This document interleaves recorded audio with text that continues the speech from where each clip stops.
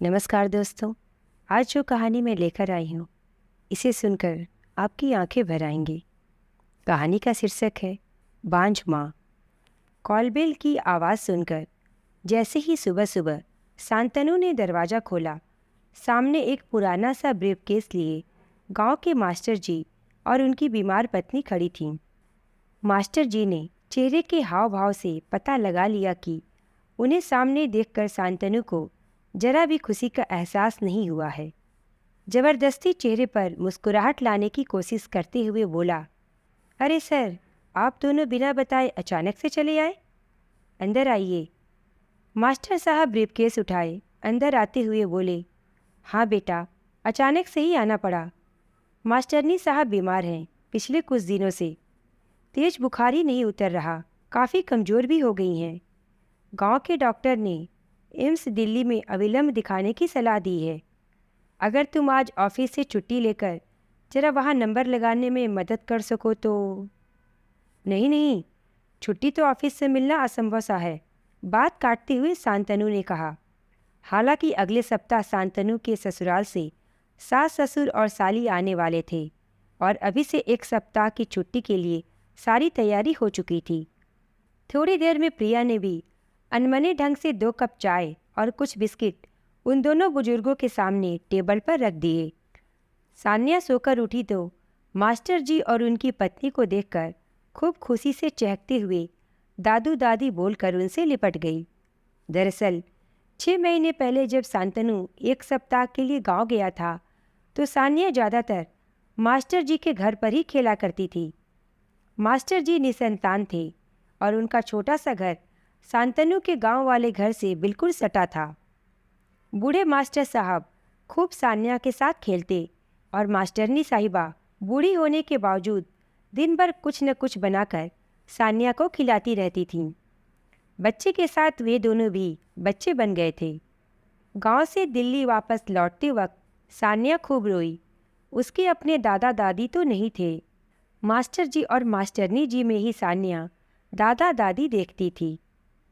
जाते वक्त शांतनु ने घर का पता देते हुए कहा कि कभी भी दिल्ली आएं तो हमारे घर जरूर आएं, बहुत अच्छा लगेगा।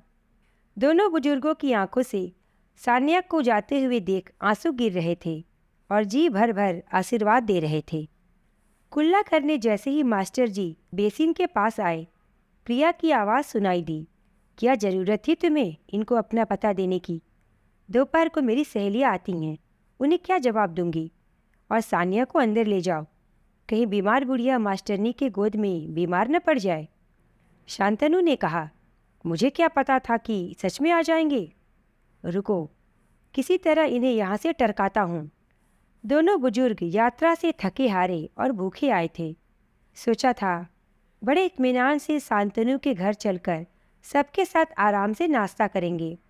इस कारण उन्होंने कुछ खाया पिया भी नहीं था। आखिर बचपन में कितनी बार शांतनु ने भी तो हमारे घर खाना खाया है। उन्होंने जैसे अधिकार से उसे उसकी पसंद के घी के आलू पराठे खिलाए थे। इतना बड़ा आदमी बन जाने के बाद भी शांतनु उन्हें वैसे ही पराठे खिलाएगा। सान्या, मम्मी की तेज आवाज़ सुनकर डरते हुए सान्या अंदर कमरे में चली गई। थोड़ी देर बाद जैसे ही शांतनु हॉल में उनसे मिलने आया तो देखा चाय बिस्कुट वैसे ही पड़े हैं और वे दोनों जा चुके हैं। सान्या की पसंद के अपने हाथों से मास्टरनी जी ने नमकीन बनाकर गांव से लाए थे। एक पुराने पॉलीथीन में नमकीन वही टेबल पर दोनों बुजुर्ग छोड़ गए थे। पहली बार दिल्ली आए दोनों बुजुर्ग किसी तरह टैक्सी से एम्स पहुँचे और भारी भीड़ के बीच थोड़ा सुस्ताने एक जगह जमीन पर बैठ गए। तभी उनके पास एक काला सा आदमी आया और उनके गांव का नाम बताते हुए पूछा, आप मास्टर जी और मास्टरनी जी हैं ना? मुझे नहीं पहचाना? मैं कल्लू, आपने मुझे पढ़ाया है। मास्टर जी को याद आया, ये बटेसर हरिजन का लड़का कल्लू है। बटेसर नाली और मैला साफ करने का काम करता था।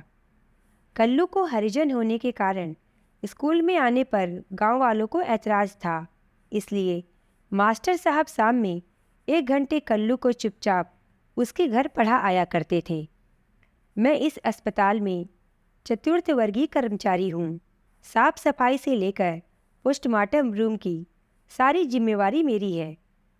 फिर तुरंत उनका ब्रीफकेस सर पर उठाकर अपने एक रूम वाले छोटे से क्वार्टर में ले गया।